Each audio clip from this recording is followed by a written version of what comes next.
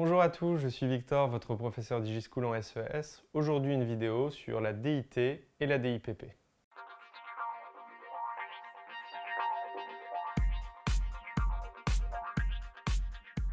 Alors, si du coup vous êtes arrivé jusqu'ici, comme vous en rendez compte en SES, on a l'art de tout compliquer. Eh bien, qu'est-ce qu'on voit? On retrouve un peu ces acronymes un peu barbares, DIT, DIPP. Alors, DIT, je vais vous le rappeler brièvement, Division internationale du travail, notez-le dans un coin. DIPP, Division internationale du processus productif. Ce qu'il faut qu'on arrive à comprendre, c'est le lien qu'entretient la DIT avec la DIPP.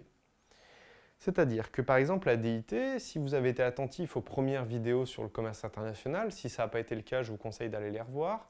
La DIT, en fait, ça reprend un petit peu l'idée de Smith. Smith, il parle de la division du travail. La division du travail, c'est le fait qu'un individu va être assigné à une tâche. C'est ce qui va entraîner la création de ce qu'on va appeler les EOS, les ouvriers spécialisés. Voilà, vous allez être assigné à une tâche et vous allez répéter toute la journée la même tâche. Vous travaillez chez Sodebo, par exemple, et votre unique tâche consiste à mettre le sandwich dans l'emballage. Donc, là, vous êtes du coup dans ce qu'on appelle la division du travail, pour pouvoir améliorer la productivité. Et bien, on a exactement la même logique, mais à l'échelle internationale. Donc, on quitte le prisme de l'individu pour aller à un prisme plus macro. Vous voyez ce terme de macroéconomie que vous avez peut-être déjà dû voir. Donc, à l'échelle du coup d'une nation. Et bien, la division internationale du travail, c'est simplement le fait que si je suis une entreprise, j'ai la carte du monde devant moi et je sais par exemple que tel ou tel pays est spécialisé dans tel secteur. Exemple, je suis une entreprise avec une petite virgule du coup et je veux arriver à produire des baskets en très grande quantité, des baskets d'un célèbre basketteur. Du coup, qu'est-ce que je peux faire? Je peux aller m'implanter dans certains pays comme la Chine, le Bangladesh, parce qu'en regardant la carte du monde, je sais que du coup, ce sont des pays qui sont spécialisés dans cette tâche-là, dans la tâche produit, textile, manufacturé, admettons. Et du coup, en fait, toute cette carte du monde, ça me permet après de pouvoir savoir comment je vais faire, par exemple, pour produire mon petit stylo. Alors là, imaginons ce stylo qui est juste devant vous. Et bien, ça se trouve, vous voyez, hop, le bouchon, ça fait partie du processus productif, je vais choisir de le produire en Pologne. Ça se trouve, du coup, là, vous voyez, le petit bout, du coup, ce qu'on va appeler la mine, qui en fait n'en est pas vraiment une, ça se trouve, ça va être produit en Corée.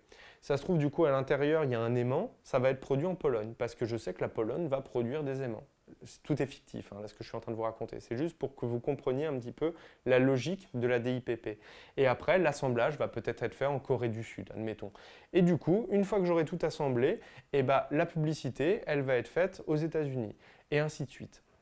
Et en fait, toute la DIPP, tout le fait d'arriver à segmenter le moment de production de mon stylo, c'est rendu possible par le fait qu'il y a une division internationale du travail.